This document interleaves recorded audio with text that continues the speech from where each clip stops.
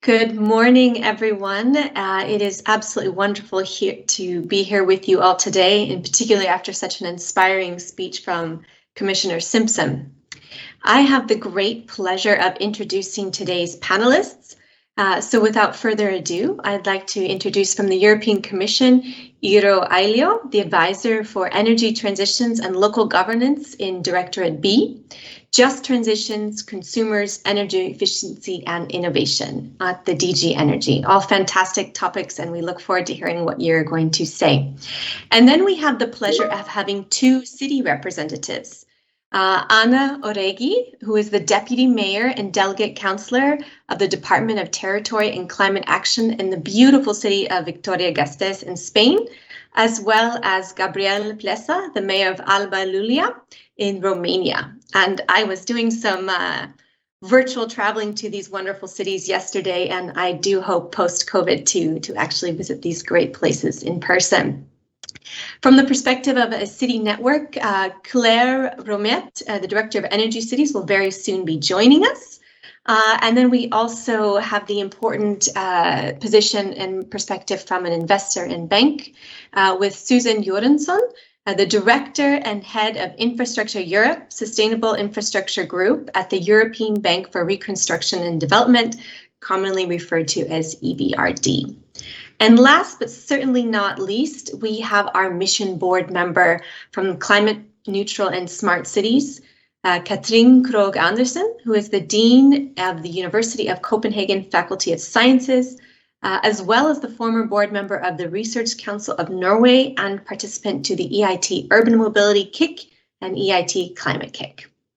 And my name is Jennifer Lenhart, and I am the Global Lead for Cities at WWF. Anchored in the Swedish office, although I'm joining you right now from Santiago de Chile. If you see my light is a little bit off, we do not have sun yet here, but very excited about this panel coming up. And without further ado, I'd like to hand over to the panel, but just to touch on a few points of Commissioner Simpson's inspiring keynote. In particular, the vital role that towns and cities play regarding the zero ambition of the EU Green New Deal on renovation, on transportation, on healthy ecosystems, and the digital transformation. From my perspective at WWF, what really stood out was the 100 climate neutral smart cities by 2030. This is a strong and ambitious commitment and something that we would be very happy to work with you on. In particular, WWF has a global goal to get 200 cities aligned to the Paris Agreement around the same time frame. So it seems a really great space for partnership. And partnership is really what the Smart City Marketplace is all about. How can we trigger investment, scaling bankable solutions? So with this, the first question is really about how do you see the smart cities community contributing to the zero pollutions ambition, and what role do your organizations play? And I understand that some of you may have already prepared statements, very short, to kick us off. So can we first go over to Iro? Yes, good morning and afternoon, evening to all of you. On this point, I think just briefly what the Commissioner Simpson just said. So I think there was a thorough overview of all these energy and city policy agenda points. So I will actually focus on just one among those. And that's linked to the title of our event today as well. It's zero pollution. So can we actually mainstream the zero pollution thinking in our smart city agenda, which is pretty much like energy and climate focused and digital focused so far? So that's a question. Can we do that meaningfully? And I think that probably yes. Then should we do that? I think absolutely we have to do that. And there are three reasons for this. And one of those is that we will obviously want to reduce pollution in cities at the same time as we make them smarter. But also because the pollution and the energy transition, so they actually share many of the same culprits like fossil fuels, linear economy, and lack of resources in cities. And I think the third point is that when we make this connection, so we can actually demonstrate locally some of these benefits of citizen action that are from problems which are otherwise global and difficult to see, like, you know, emission cuts. That's complex stuff. And I think here I come to the smart cities. I mean, smart cities is really well placed to build this kind of an ecosystem, connecting all these green and digital agendas locally, and hopefully then help mayors to engage their citizens in this kind of transition. So that was a bit my theory also when you know, working with my colleague Georg Hoben on linking smart cities and communities with the Covenant of Mayors, and then also encouraging colleagues at the environment side to work on bottom-up initiatives to take us, you know, start implementing energy policy also bottom-up. And so this is one of the key things, I would say. And you mentioned earlier the climate neutral and smart cities initiative, the one that is in the making, about the 100 cities.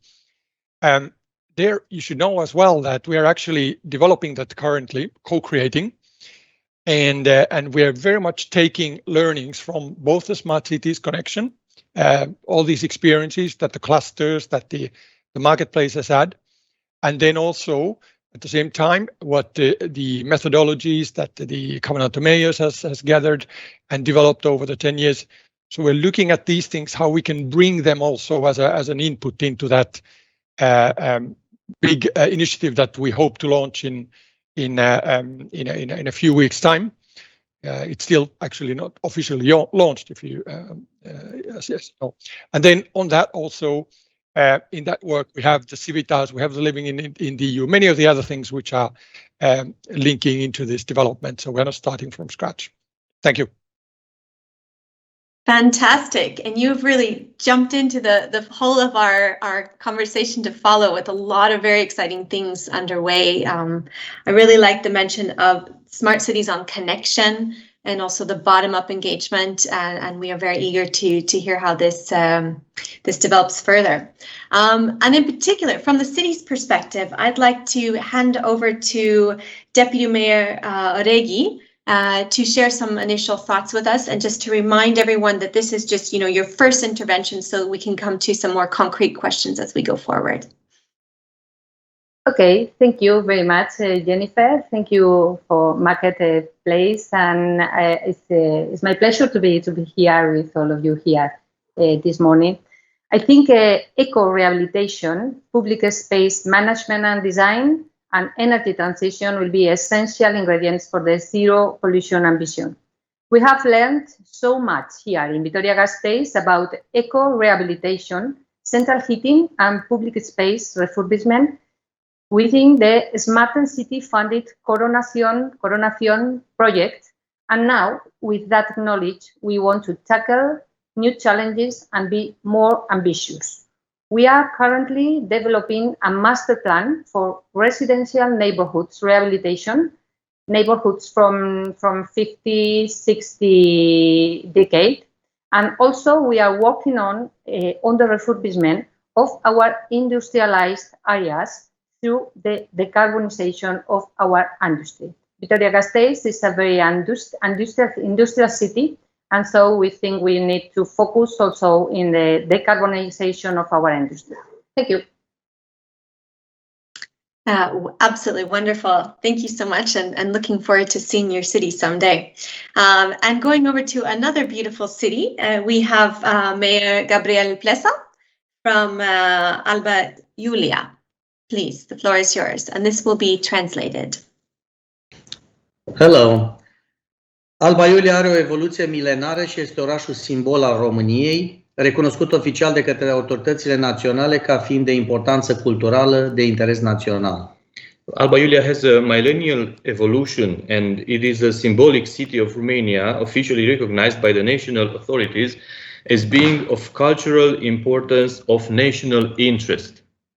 Alba Iulia a fost de numai puțin de 6 ori capitală și istoria ei s-a intersectat cu istoria Austriei, atât din punct de vedere politic, dar și cultural. Între 1715 și 1738 este construită o fortificație de tip bastionar, cunoscută sub numele de Alba Carolina, după numele împăratului Carol al VI-lea al Austriei, care a patronat ridicarea ei, sub conducerea căreia orașul a dobândit o importanță deosebită.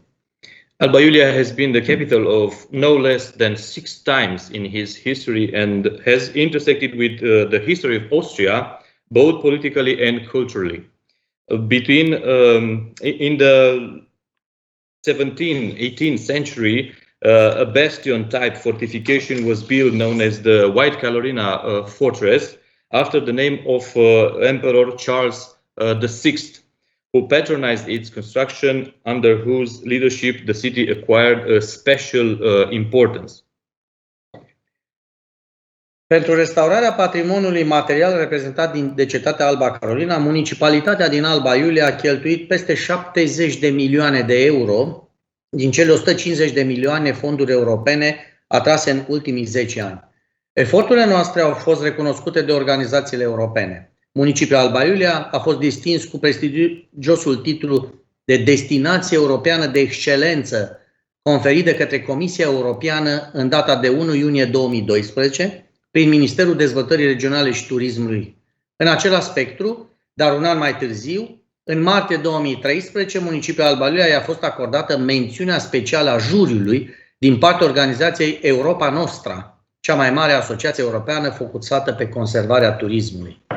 For the restoration of the material patrimony represented by the Alba Carolina Fortress, the municipality of Alba Iulia has invested over 70 million euros. Out of 150 million euros European funds attracted in the city in the last 10 years. Our efforts have been recognized by European bodies. The city of Alba Iulia was awarded the prestigious title of European Destination of Excellence, EDIN, conferred by the European Commission on June the 1st, 2012, through the Ministry of Regional Development and Tourism. In the same spectrum, but a year later, in March 2013, the municipality of Alba Iulia was awarded the special jury mention by the organization Europa Nostra, the largest European association focused on tourism conservation. This was the presentation of Mr. Mayor of our beautiful city, Alba Iulia.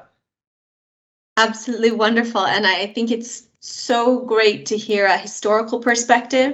There's so much rich history in so many European cities, and also to really link that to how you are restoring the city now to fantastic, absolutely fantastic. Apologize, it's a little early here for me, so my mind is moving a little slow at times. But just to move forward from the perspective of a city network, Claire, can I hand over to you, please? Thank you very much. And really also I would like to thank Anna and Liviu for making us travel a little bit for during this time of pandemic. It's having you to remind us that there is a lot of different realities, and that indeed each time cities have been part of the smart city programs, it also embedded the smart city dimension into its own history, being industrial history for Victoria, or being a more historical medieval story for Alba Iulia. It's very important, because I think this also has been one of the key, and I hope that it will be the key element for the future also, a key element for the smart city communities, to learn from very different contexts and to share the experience between all those different cities, but sharing it with the same kind of goal. And this is what that has been the strength also of the Covenant of Mayors. For me, I really see now that we have many different kind of pieces of the puzzle that the European Commission has been putting in place, whereby local authorities are really supported from different angles. So today the session is about zero pollution, and zero pollution, we could say, yeah, well, it's a very different target than the climate neutrality target, or we could say, it's a very different target than the one that the mission of climate neutral cities will do. We could, but at the end, I think that actually, or it's a different target also than the smart cities one, because I think the smart cities from the very beginning, at the beginning, they had no specific targets on, for example, raw material, and the entire life cycle approach was not always integrated in the project. But this is how I see that indeed all the different programs of the EU have been really helping cities to innovate, and that now we enter into the phase where we need what I was just in another conference before, and they call it the boring innovation. And the boring innovation is the institutional innovation. I'm not sure we will be very bored, but I really think that we are entering into that new area where indeed we need to go into boring innovation.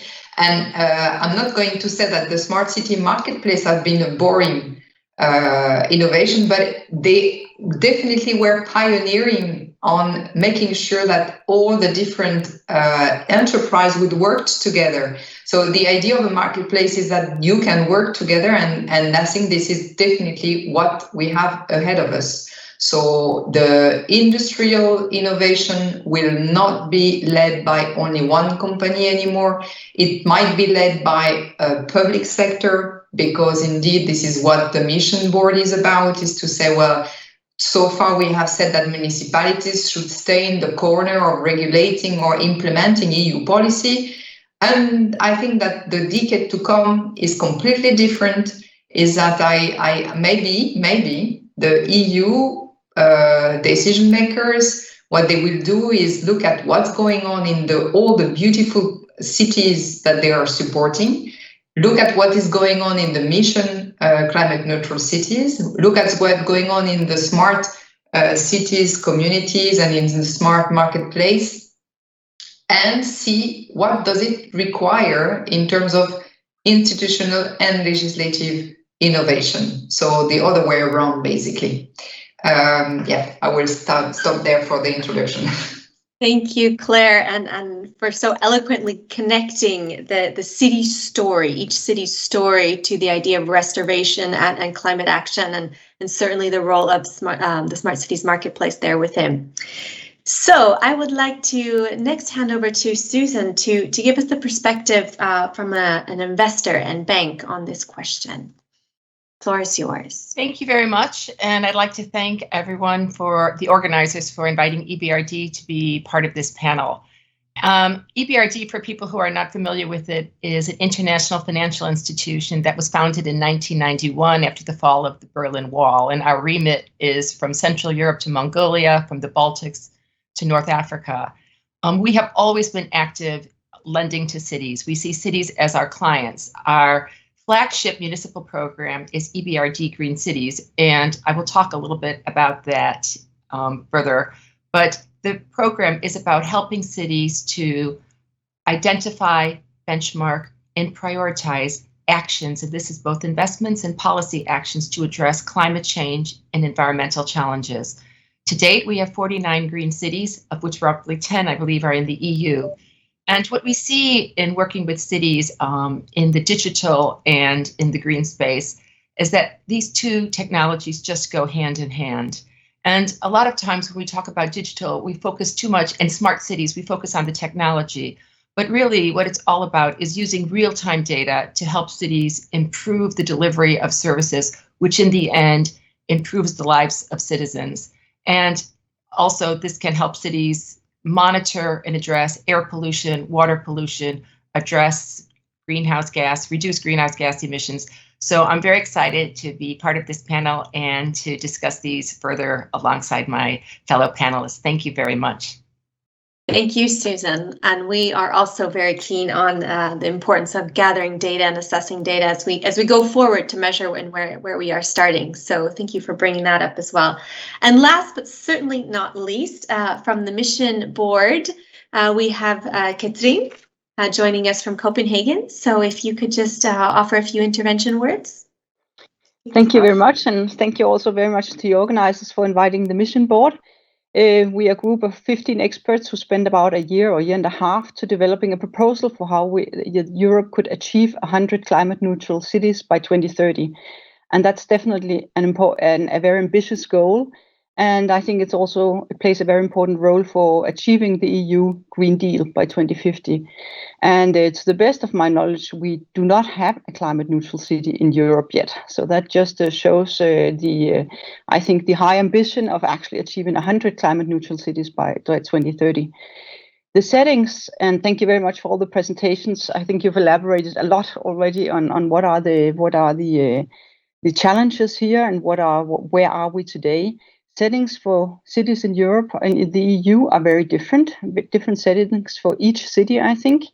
And therefore, the 100 climate neutral cities, they should act as research and innovation demonstrators who can accelerate the climate neutral solutions to inspire other cities and be innovation hubs also to be able to actually move on to achieve climate neutrality of more cities by 2030.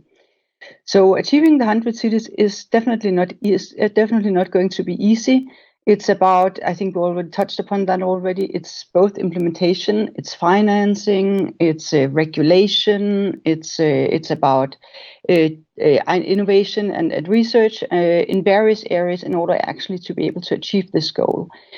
You also mentioned, I think, Claire, the co-benefits, because when you talk about zero pollution, achieving climate neutrality will actually spur a lot of innovation and have a lot of co-benefits to air pollution, to other kinds of solution, health, and also be drivers for sustainable growth, a topic that we didn't touch so much upon yet, but a lot of new solutions that are going to be important globally will be developed in our aim for the 100 climate neutral cities. So in order to achieve that goal, I think one of the very important challenges that we have pointed out is the governance model that has to be in place here, because it takes a strong collaboration between the cities, the political leadership, and the citizens in the cities, the national governments, and the EU. And that has been a very big topic for the mission board and still is, I think, for the implementation plan. So thank you so much. Thank you, Catherine, for reminding us how ambitious this goal really is. And while the science is very clear and the urgency is very present, this is not easy. This requires all of us working together, and as we say at WWF, together possible. So hopefully that we can really, harness that right conversation, that right dialogue in order to meet these very ambitious goals and lead the way both in Europe and certainly beyond. So with this, these were our first interventions. Now we are going to hand over to an interactive poll. So I will hand over to the organizers of this session, and then we will come back with some more concrete questions to each speaker. And let me see, I believe the poll will be shared automatically to everyone. Yes, there it is.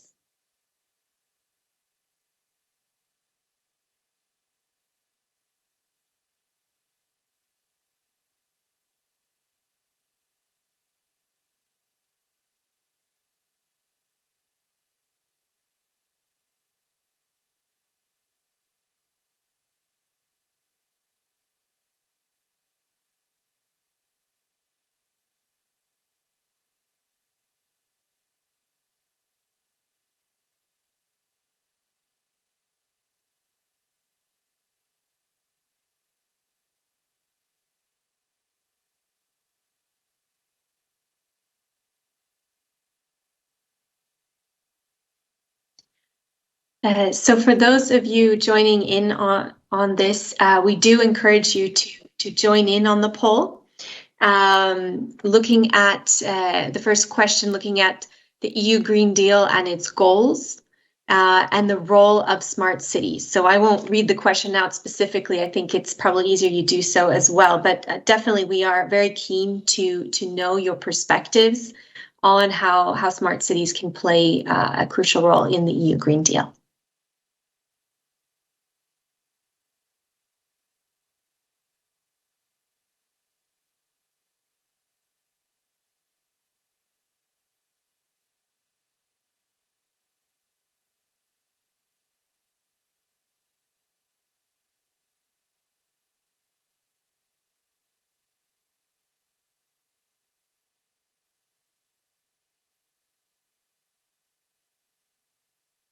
people joining in, and we want to make sure that we take in your perspectives and ideas here, that this can be an interactive session, and then we will continue on with the speakers.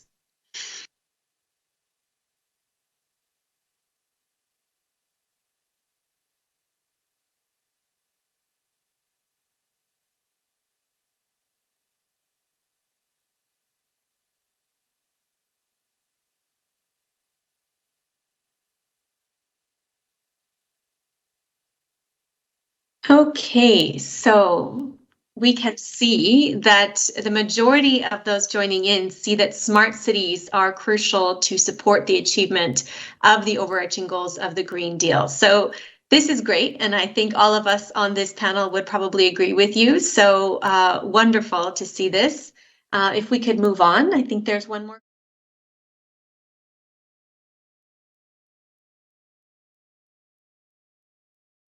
All right. I think we will go ahead and move on with the speakers now too. This is a little bit of, as we are all aware in the virtual space, actually we do see one more question coming on. So please back over to you.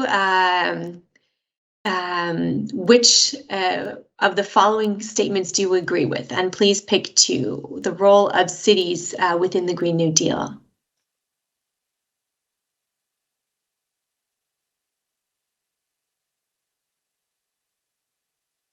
The floor is open.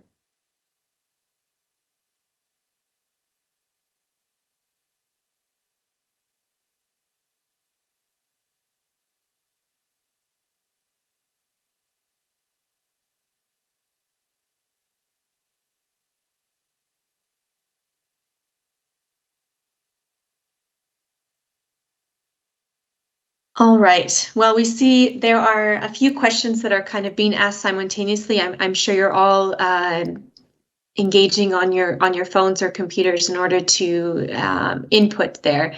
It's flashing a little quickly on my side of the screen, but what I have seen very positively is that this group sees that cities have a crucial role to play. However, that funding is very much needed. So I'm sure this will be a part of our discussion here. And of course, funding, both public funding, but also private sector funding, and how we can really make some of these solutions marketable and scalable, which is, of course, a huge part of the Smart Cities Marketplace. So we are in the right group, it seems. Great.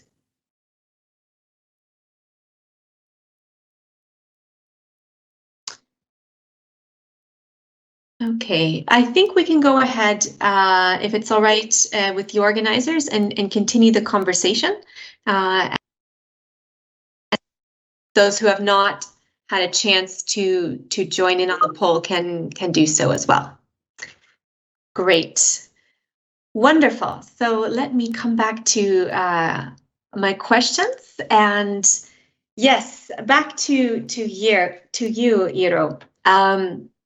What are the European Commission's plan to support cities in meeting both the zero pollution ambition and the integrated smart city approach? And I really like the emphasis there on integrated.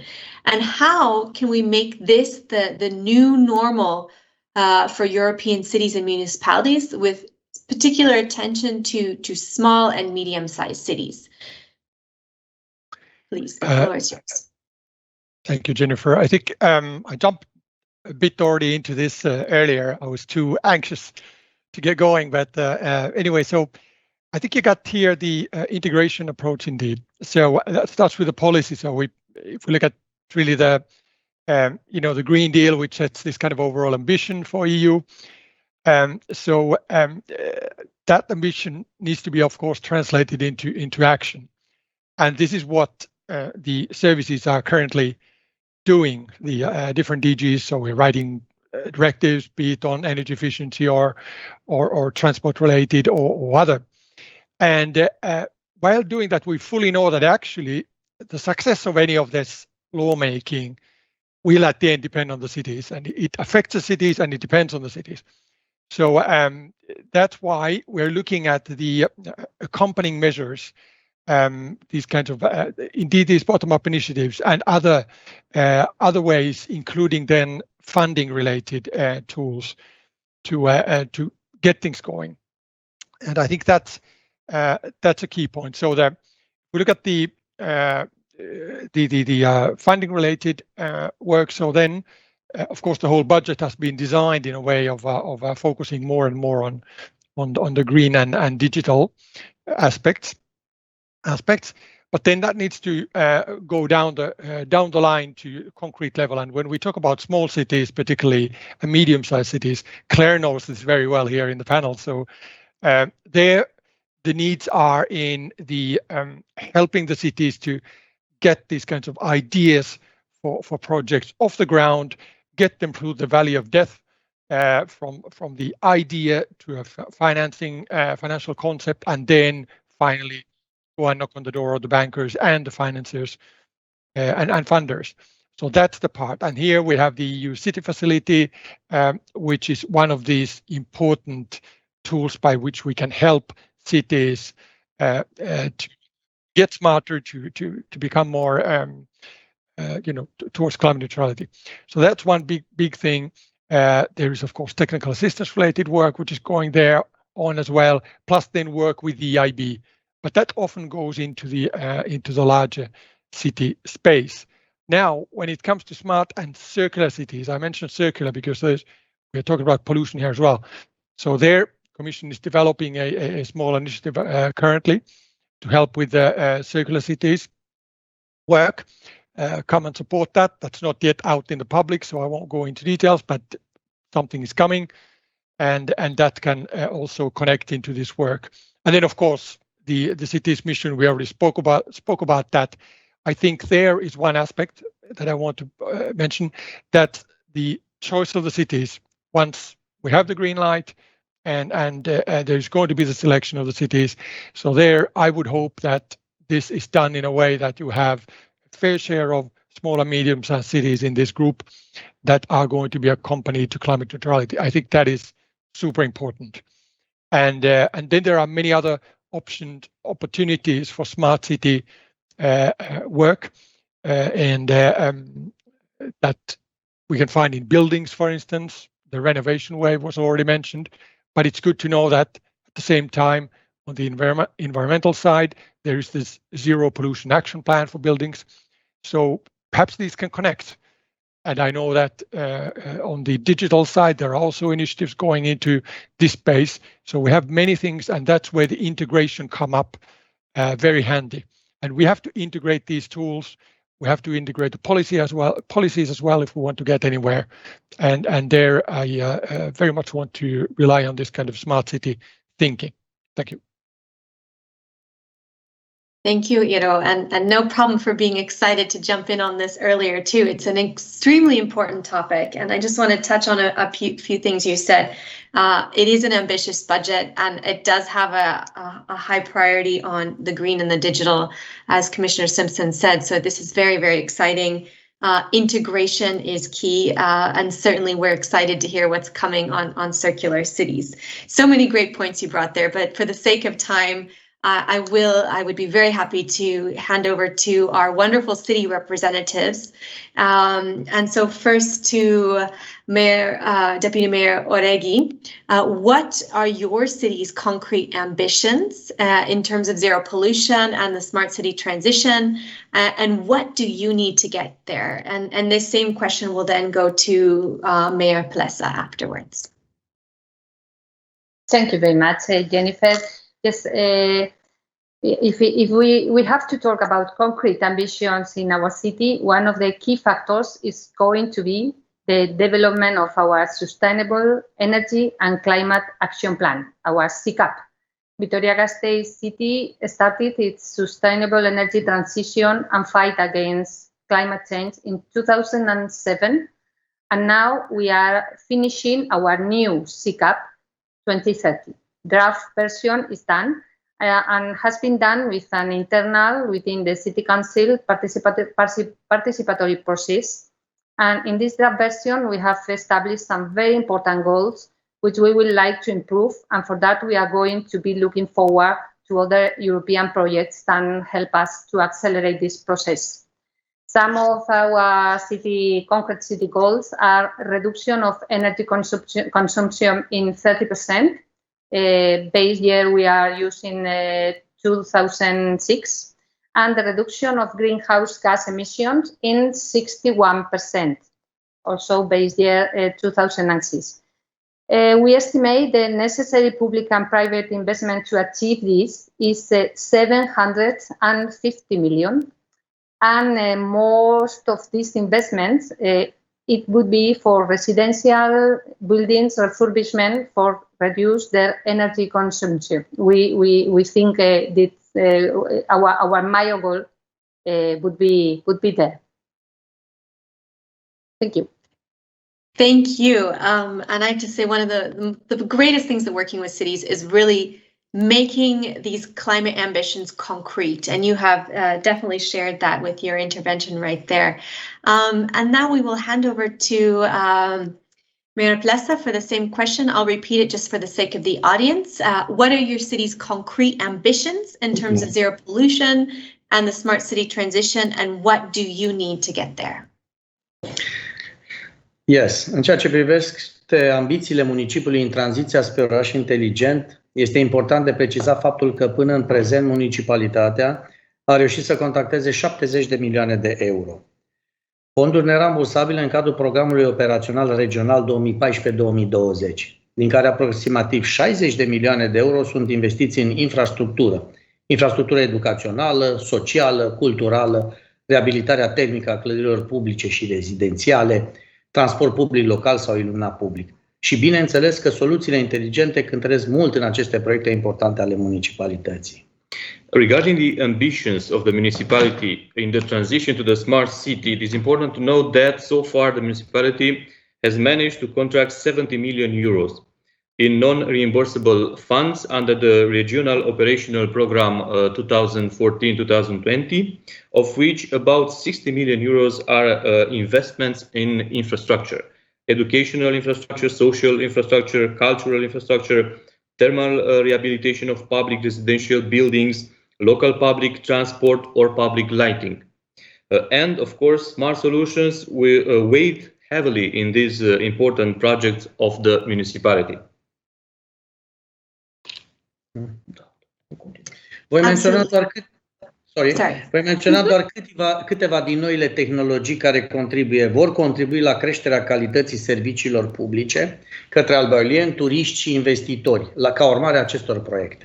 So I will mention only some of these new technologies that will contribute to increasing the quality of public services in Alba Iulia to Alba Iulia residents, tourists and investors as a result of these projects. Anul acesta am semnat contractul de furnizare pentru achiziția 13 autobuze electrice, 13 stații de încărcare lentă și 4 de încărcare rapidă. This year we signed the supply contract for the purchase of 13 electric buses, 13 slow charging stations and 4 fast charging stations. De asemenea, prin proiectele de mobilitate urbană aflate în implementare, la sfârșitul anului 2023, municipiul Alba Iulia va avea 45 de stații de transport public construite, modernizate cu afișaje electronice și display interactiv, 300 de biciclete asistate electric achiziționate prin proiect care vor deservi transportul public de persoane. Aceasta urmează a fi instalate în 18 stații de închiriere biciclete instalate pe rutele principale de transport public din oraș. Aceste biciclete vor putea fi folosite în siguranță atât pe cei 16 km de piste de biciclete construite prin aceste proiecte, dar și pe cei 20 de km existenți în oraș, la ora actuală. 18 km benzi separate pentru mijloacele de transport în comun, unde vor circula și cele 13 autobuze electrice, 95 de camere video instalate pe domeniul public, 6 stații de încărcare a vehiculelor electrice de la nivelul arei instalate, care vor fi puse la dispoziția utilizatorilor în mod gratuit și, foarte important, un centru de management al traficului. Also, through the urban mobility projects being implemented at the end of 2023, Alba Iulia municipality will have 45 built modernized public transport stations with electronic displays and interactive displays, so a smart solution dedicated to the public transportation, 300 electrical assisted bicycles, smart bicycle purchased through the project that will serve public transportation of the people that are to be installed in 18 bicycle rental stations in the main public transport routes of the city. These bicycles can be used safely both on the 16 kilometers of bike lanes built through this project, but also on the 20 kilometers currently existing in the city. 18 kilometers of separate lanes for public transport will be built, where the 13 electric buses will also run. 95 video cameras installed all over the city, smart cameras for the traffic, for monitoring the traffic within the city. 6 charging stations for electric vehicles at the level of the installed area that will be made available for users free of charge, and a traffic management center at city level. Amintesc aici și proiectele de iluminat public inteligent. Suntem bucuroși că prin cele 3 proiecte câștigate în cadrul apelului competitiv am reușit să atragem aproape întreaga sumă alocată inițial regiunii Centru, 11 milioane de euro. Prin intermediul acestor proiecte, cetățenii noștri se vor bucura de 180 de kilometri de lungime sistem de rețea de iluminat public inteligent creată și modernizată, 104 de treceri de pietoni, incluzând sisteme bazate pe senzori de prezență care vor comanda creșterea fluxului luminos al aparatelor de iluminat public, 232 de surse de energie regenerabile utilizată, panouri fotovoltaice și un centru de comandă și control. I also mention here the intelligent public lighting projects. We are glad through these 3 projects won in the competitive call, we managed to attract almost the entire amount initially allocated to the entire center region in Romania, 11 million euros. Through these projects, our citizens will be able to enjoy a 180 kilometers long intelligent public lighting network system created and modernized, 104 pedestrian crossings, including system based on presence sensors that would control and increase the light, the dimming, and 232 renewable energy sources used with photovoltaic panels, also a dispatch, a command and control center at the city level. Yes. Astfel de proiecte de oraș inteligent sunt mult mai mult decât necesare pentru creșterea siguranței pietonilor, dar și a tuturor mijloacelor de transport implicate în trafic. O mare parte a accidentelor nefericite din Alba Iulia s-au întâmplat pe trecere de pietoni, iar multă lume reclamă iluminatul necorespunzător la această oră în zonele trecerilor de pietoni. So we are thinking in this perspective at public safety very much, because such smart projects are more than necessary to increase this safety of the pedestrians, but also of all means of transport involved in traffic. A large part of the unfortunate accidents that happened in Alba Iulia on the pedestrian crossings, and many people are complaining about this inadequate lighting. So we are solving this problem of public safety and also public transportation with smart solutions. Yes. Totodată, municipiul Alba Iulia va demara în acest an proceduri de licitație pentru cele mai importante proiecte de investiții. Parte de lucrări de infrastructură de iluminat public și de mobilitate în valoare de aproximativ 40 de milioane de euro. At the same time, Alba Iulia Municipality will start this year tender procedures for the most important investment projects. The part of works in public lighting and mobility infrastructure worth approximately 40 million euros.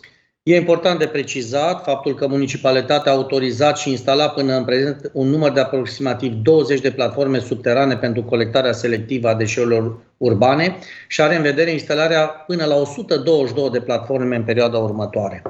Persoanele fizice și juridice producătoare de deșeuri municipale au obligația să realizeze activitatea de colectare separată conform sistemului de colectare stabilit prin regulament și la nivelul unității administrativ-teritoriale în condiții salubre, în spații special amenajate.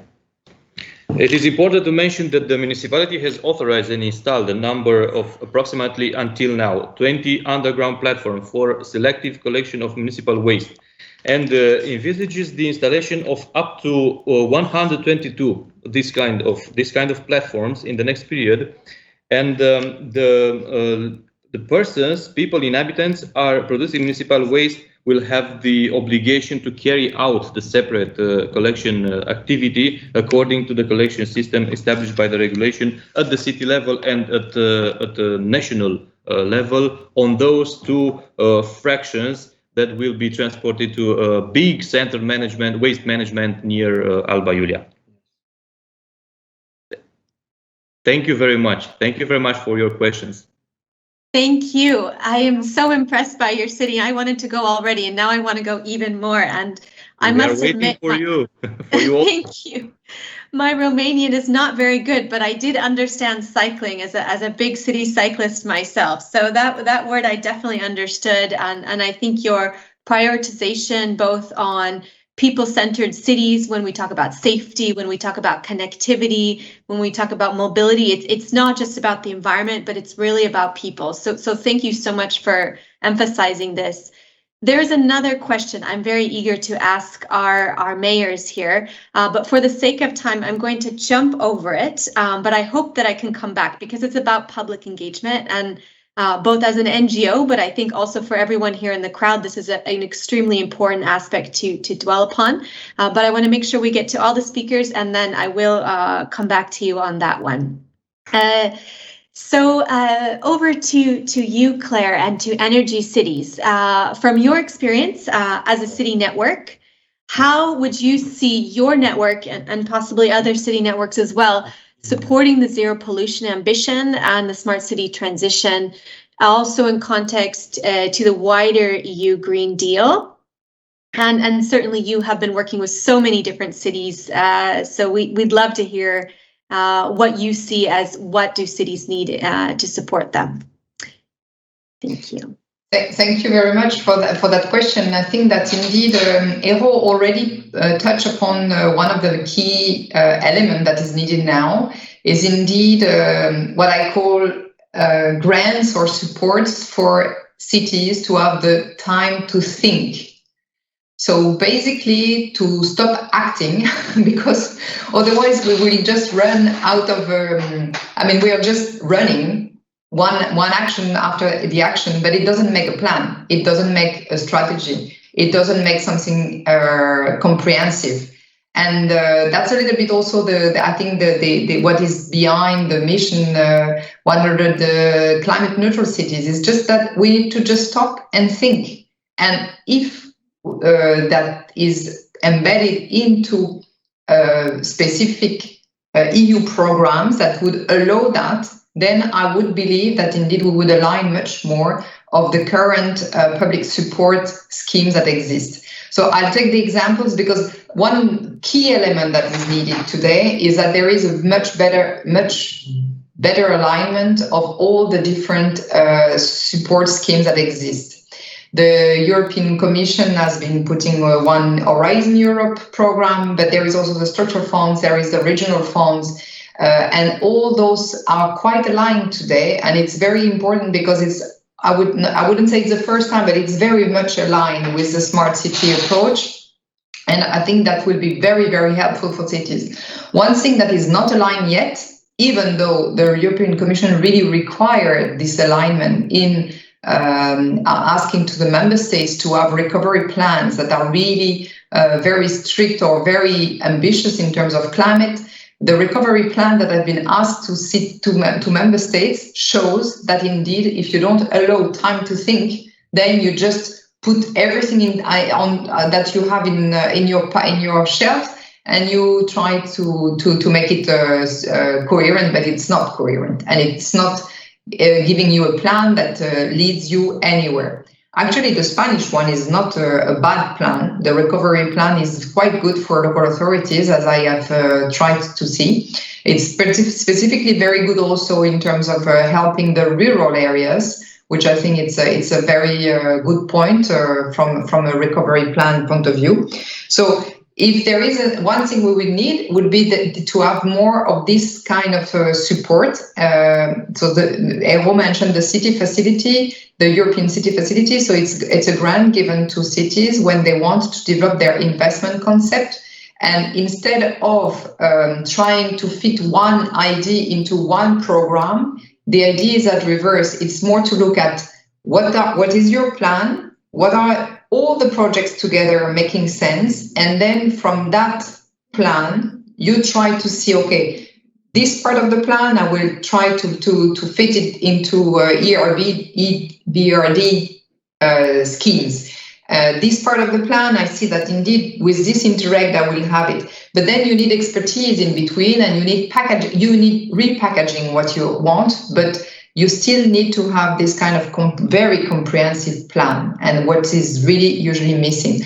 We have seen that indeed the European Commission is really going into that road, which I think is really a great, it's a great news for cities, to have not only programs where you can have pilot projects and experimentation, but also aside of those ones, to really have the programs where you have a grant for cities to do some strategy and to learn from what is done into these experimentation cities. So the Mission 1 Climate Neutral Cities is going with a program where indeed the learning can be transferred to other cities with some grants for those cities. But it's also the case for the Smart Cities program through the SCALE project or SCALE program, that some cities will be able to learn from and to have this time to think, or it's time to learn.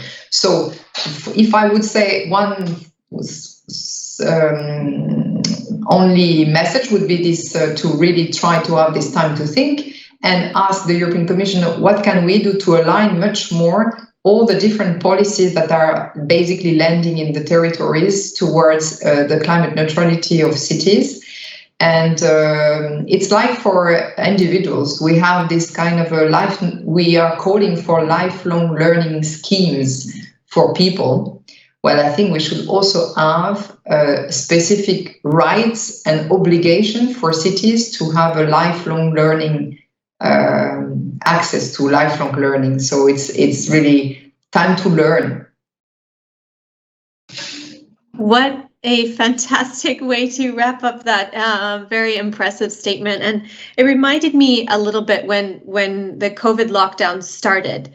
And you saw on social media, you saw in the media, people said, okay, we're going to have time to stop and think and reflect. And, and I don't know if we fully took a hold of that opportunity, whether it be as individuals, but certainly as cities. And this idea of cities as learning institutions, we talked about innovation, we talked about research, but certainly that time to really reflect on, are we moving in the right direction? This is extremely, extremely important. So thank you for that very philosophical, but very crucial and urgent call as well. So I would highly echo what you have to say, if I'm allowed to do that as the moderator.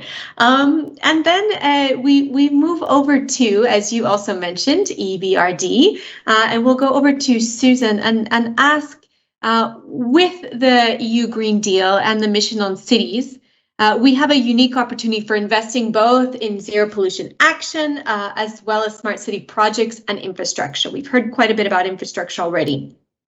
Also, of course, making note of just transitions and existing issues of energy poverty, which are still very present in many places. So from your perspective, how would you use the opportunity to really support cities to be more inclusive and impactful, with a special focus, again, on small and medium-sized cities? Thank you very much. I would like to say I'm happy to follow the three other speakers, because they spoke about things that are very important to EBRD as a financier and our flagship municipal program, which is EBRD Green Cities. It's about planning and ensuring that you can deliver key services to the citizens. So EBRD Green Cities is a €2 billion program that is designed to help cities identify, benchmark, prioritize, and address environmental challenges. And they can do this through policy actions as well as investment. What we are doing, the heart of the EBRD Green Cities, is what we call the Green Cities Action Plan. And it is really similar to the CCAP. However, it is all-encompassing. It is looking at all sectors that a city is responsible. And it is not just looking at where a city is responsible. It is calling in areas that are the responsibility of the national government, working with the private sector, with significant stakeholder engagement. And here, the key aim is to develop a workable plan that has short-term, medium-term, and long-term documents. Our aim is to have the plan approved by city councils, so this is a living document. I can say a lot of times we develop studies that sit on the shelf, get dusty, but this is something that we want cities to have on their websites that the citizens feel part of. But I think what's also, as a financier, and given that I have this opportunity to speak, areas what we see, financing can be available if a project is well structured. But where the challenges lie is one, we do need grant funding, particularly in EU cities, to develop strong action plans. This requires a lot of stakeholder engagement, it requires technical analysis, and if you're going to have a long-term plan that's workable, having additional grant funding would be critical. The other area that I'd like to point out is that as a financier, we recognize in small cities that the challenges of financing. But EBRD, one thing that's unique about our bank is even though we work in capital cities as large as Ankara in Turkey, we're also working with much smaller cities. Currently, right now, we're some of the cities that we're exploring financing with have a population of 50,000 people. So the Green City Action Plan also works with cities to look at inclusivity, to identify the impact of these actions on vulnerable groups, looking at women, looking at other segments of population, people who are may have disabilities. So as a result, it is designed to be a very inclusive plan. And so what we do see is a lot of times that because right now the financial community is always focusing on environmental social governance, ESG. I'm sure everyone has seen that in the papers. And for projects that are well structured, financing is available. And I also think that it's important to promote blending because grant funding can be available or concessional financing can be available. And we are working a lot of times at EBRD in EU cities, we're working to design our programs to co-finance alongside EU programs. So to summarize, I think as a financier, we want to see a well-structured project that's in line with the city's long-term plans. It would be fantastic if grant money could be made available, and we're very excited, and we have been talking to the climate neutral people, cities neutral people, and also to note that for smaller cities, we'll work with you on inclusivity, but also to note that blending finance is always available. Thank you. Thank you. And I think that, Susan, your remarks really paired with what we heard from Claire and certainly others about, having the time to develop that well-structured project and connecting it to the long-term plans. But also, I like what you said about it's also the short term, the medium term, the long term, creating a pathway going forward. This is an extremely interesting conversation, and you have me wide awake at 5 a.m. here in Chile. So thank you so much for that. I'm taking notes and thoughts are spinning.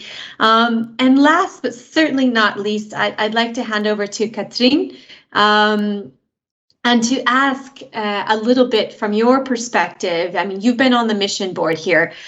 So how does the mission on climate neutral and smart cities, it does have a very ambitious goal, as you already mentioned. And how do we connect this to the EU Green Deal and the zero pollution ambition? But what are some of the insights from the panel? You introduced a little bit how the panel works, but what are your key insights on how to help deliver on this goal? And maybe just also linking to some of the partner initiatives that are part of this Smart Cities Marketplace, etc. Over to you, please. Thank you so much. I think it's actually very interesting to listen to the discussion here at the marketplace because it also reflects many of the discussions that we've had in the panel, in the mission board panel. Because I think one of our main things that we actually discovered on the way is that this doesn't have a one-dimensional solution. It's not just about technologies, just about governance, just about financing. It's really about a systemic transformation. So becoming a climate neutral city has to be a systemic transformation. It has to happen quickly if we want to get there by 2030. So that means that the urgency has to be, as I think was already also pointed out by Claire, has to be accompanied by the more strategic and holistic approach, and also the long-term climate investment plan to see how this can actually happen over time. So it's both the holistic approach to the innovation and deployment. It's the governance. How do we actually combine the different levels or the different levels and regimes of governance that apply for a city, and then also the continuous collaboration between all the different stakeholders. So it really has to be a holistic approach to make sure that we will achieve the target of the 100 climate neutral cities. And this actually goes back, I think, to the whole thinking of the missions, the background for the missions. And one part of that background is that it has to be understandable to cities. This has to create to be meaningful. The targets that we set us, the missions that we set us, have to be meaningful, because you can't create climate neutral cities without engaging the citizens, and the citizens actually having ownership to this mission. That is a very big part of it, because it also takes the political leadership over a long time period, which has to do also with the willingness of the citizens, or the subscription of citizens to these missions. And then it also takes the top level political leadership, I would say, at EU and national level. When we look at the EU Green Deal and the targets that are in the Green Deal, where the cities are part of the solution, I would say, in achieving the Green Deal, this means that the various instruments of the EU Commission, but also of national investments and governance, have to work together in order to achieve the targets. We can't just have infrastructure investments or financing plans or research agendas or any of these topics on their own. It really has to go across instruments, across institutions, across political domains, you could say. And that has been an experience, I think, also for us as the mission board. We come out of various fora, universities, former politicians, companies, various stakeholders in society, and we had this discussion coming from all these different sides on how we're actually going to achieve. And at the same time, we also had participation from the different EU directorates, which means that actually this goes together with the digital strategy, mobility strategy, climate action, energy, and so on. So we really have to reach across the various platforms, the various areas.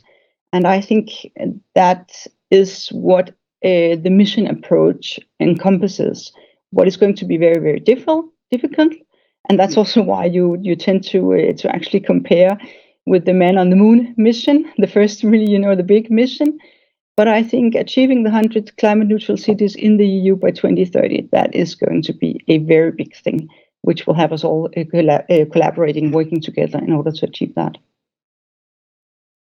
Thank you, Katrin. And I like that you ended with the Man on the Moon mission. I was actually in a conference hosted by Lund University last year that had the idea on missions. And I think, the man on the moon or the woman on the moon or woman on Mars, maybe, it was about ambition, but it was also about excitement. What can we do? What new frontiers are out there? And maybe instead of looking so far out there, now, of course, Jeff Bezos and his brother are now headed to space, but what is already in our cities and all around us? And I think this is so crucial to remember. So instead of looking up, look around. And I really been so inspired by all this panel and also some of your remarks there.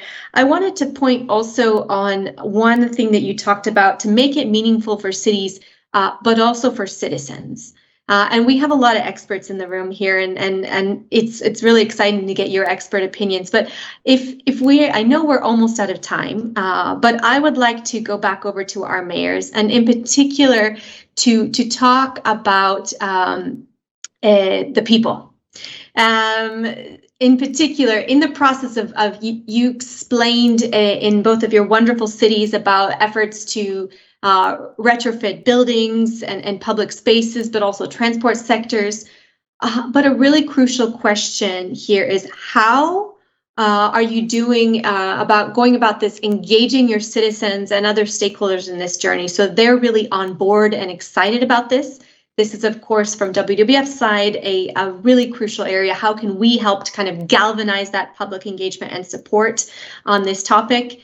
And then I'm going to ask our viewers to multitask. I know that we shouldn't be doing this. It's also what Claire said. We need time to stop and think. But we do have the poll open if you want to jump in and answer that question while we hear from our dear mayors. So first, if we can jump over to Victoria Castes and hear about your public engagement strategy. Yeah. Thank you, Jennifer. Yes. We are doing the CCAP process, and we have started a citizen awareness campaign now. 100 Citizen Energy is the name of the campaign within the Intensify European project developed by Interreg Europe program. This campaign focuses on making visible the effects that climate change is already having in our city, and mainly in putting in value the actions that are helping to fight that. Within this campaign, for example, we have appointed climate ambassadors who are going to show and teach how to fight against climate change from different areas of society. They are normal people. We have ambassadors from the agriculture, from the commerce, from and we are also going to do some online events and live events and some street actions, and also very, very interesting intergenerational workshops that are going to put on the table the climate change from very different points of view. That's currently we are doing as example. Thank you. And I love the idea of citizen ambassadors, extremely exciting. Can we jump over quickly to Lulia and hear from the mayor on how you're engaging with citizens, just very briefly? Yes. Pentru că o bună relație cu cetățenii depinde de modul în care alegem să comunicăm, urmarea unor proiecte finanțate tot prin programe operaționale, capacitatea administrativă, am testat noi instrumente de relaționare cu cetățenii. Am implementat pentru prima dată instrumentul de bugetare participativă, am lansat un instrument de barometru comunitar care urmează a fi folosit pentru a implica cetățenii în prioritizarea portofoliului de proiecte care va fi parte a strategiei integrate de dezvoltare urbană pentru perioada 2021-2030. Și tot prin intermediul acestui proiect ne realizăm prima strategie de Smart City a orașului Alba Iulia. So because of given the good relationship with the citizens depends on how we choose to communicate, following projects also funded by operational programs in Romania, we tested new tools for dealing with citizens, for communicating with citizens and stakeholders. We implemented for the first time the participatory budgeting tool. We launched also a community barometer tool to be used to involve citizens in prioritizing the project's portfolio for the next years of financing that will be part of the integrated urban development strategy for 2021-2030. And also through this project, we will have our first smart city strategy of Alba Iulia. Of course, we have many projects and local projects and transnational projects in which we imply the citizens, we involve the citizens, we involve many stakeholders within this project, and everything that we are doing for the city is for the people eventually. Thank you. I think that is a wonderful way to end, and also to remember that, you know, all the work we're doing is also about the citizens that are living in our cities. So the importance of communication so that they really understand these ambitious initiatives and feel excited and empowered to be a part of it. The role of citizen ambassadors, equally important, and participatory budgeting, I think, is a really exciting approach to help people feel that their resources are being put to areas that are important to them. We, my friends, are in the last 4 minutes of our session, and I know this has been an exciting one, and we're running a little bit late, but I'd like to hand over to each of the speakers to add a final word on what they see as kind of the key results going forward, connected to the Smart City Marketplace, and also our conversation here. And I'm going to actually hand over first to Susan, because I know she has to jump off from EDRB, and then we'll go in the order that we have had previously. Thank you so much for giving me this opportunity. For me, going forward, I think it's all about having what all the speakers have said. It's about having a plan that citizens and the public feel they are part of. And if we have this plan, citizens can take action, small actions that can take us on this journey towards climate neutral. And thank you very much. I'm glad to have this opportunity to participate. Thank you very much. Thank you, Susan. And then we'll hand over to the European Commission and back to Uro. Any final thoughts from your side? Hi, yeah, I got it working. Yes, very briefly indeed. I think a couple of points I would take out is the co-creation part and the integration of the stakeholders at local. I think those are, these kinds of success factors by which you can get really great things done involving the public and the private sector. And we have many cities where we can look into examples for that, and that's clear. And the last thing, really, what I wanted to say is just looking at a memory that I had in the back of my head. When I was a kid, I was an ornithologist. I was bird watcher, and I was always dreaming to see falcons. I loved falcons. This was a thing in the north where I lived in Finland, and they were very rare. And little did I know that, 40 years later, I come to Brussels and I take metro downtown to the cathedral, and I can actually watch the falcons, peregrine falcon, in a church in the middle of Brussels. I mean, this is a kind of a proof that cities can pull off a miracle if they, once in a while, in this case, in pollution control, I would say. I hope that miracle we can pull also in energy transition, but I wouldn't count on that, wait for it to happen. I think it's better that we sort of work together and make it happen. That's my conclusion. Thank you. Thank you. And I love connecting to our childhood dreams to keep our passion alive as we go forward. And I also, it reminds me of a report from the Nature Conservancy that shows that cities have always historically been located in very biodiverse rich areas. So I'm not surprised the connection to critical species as well. I'm going to jump around a little now over to Katrin, because I know she also has to leave, and we're just wrapping up for those who are joining for the next session. Over to you, Katrin. Thank you so much. And it's really been great to be here together with all of you, because I think the most important part of this is really the part of the holistic part that I talked about before, and learning from each other.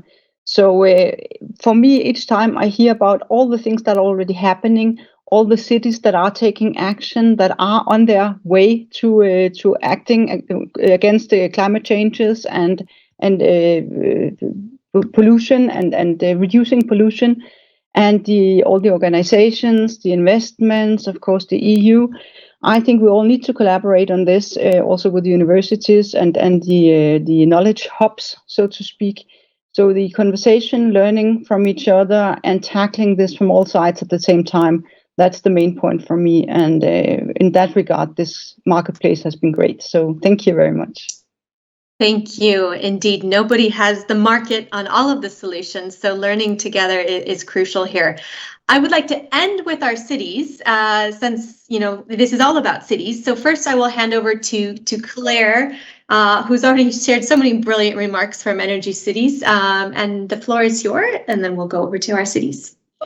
I will be very short. I was just thinking actually that we have a kind of a mantra when we want to speak about innovation, and we speak about moonshot. We speak about a man on the moon. So the problem is not only that, of course, man is not very gender neutral, but it's because it's completely wrong, because the innovation is about landing on our own planet. And I think that will be it. More inspiring words to go by indeed. So I'm going to switch the order of our cities. We've been having Vitoria-Gasteiz first, but this time we'll go to Alba Iulia and Mayor Plesa, your final words, please. Tot ceea ce facem, tot ceea ce gândim, toate strategiile sunt pentru ridicarea nivelului de trai și a satisfacției în comunitate. Vreau să nu ne despărțim până nu vă mulțumesc pentru întâlnirea care am avut-o. Ne-ați dat ocazia să arătăm ceea ce am făcut în ultimii ani pentru Alba Iulia și să vă spunem ceea ce gândim să facem pe viitor. Vă mulțumesc foarte mult. Thank you very much. Thank you very much. Thank you for inviting us here. It's an honor for us, for Alba Iulia. And everything we want to assure you that everything that we are doing is according to the European initiatives and strategies.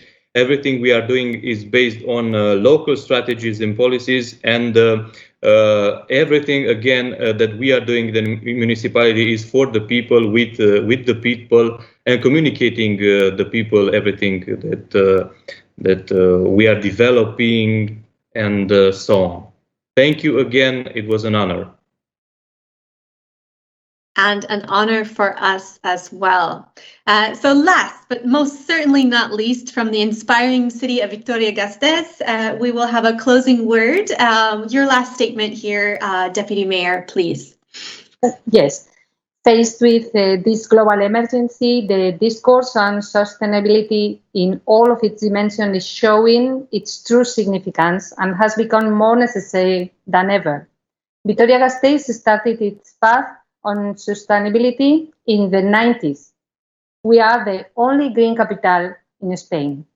We have learned the value of agreements and common consensus to accomplish major achievements. And it was my pleasure to be here with all of you. Thank you very much. Thank you very much. Indeed, the Green Capital from Spain. And we're also happy from WWF's side that Vitoria-Gasteiz has joined our One Planet City Challenge, and we welcome all of the other cities to join us, to do your data reporting, to work together to see how we can meet these ambitious climate goals to become smart cities and carbon neutral. The challenges are huge. This panel brought up those challenges, but this panel also went very concrete into how to tackle those challenges, and we will do so together. So I invite everyone to see the final results on the poll. I'm not going to go through them for the sake of time, but I just want to thank you all. It's been a great pleasure for myself from WWF, but certainly these wonderful and insightful speakers. So thank you from my side.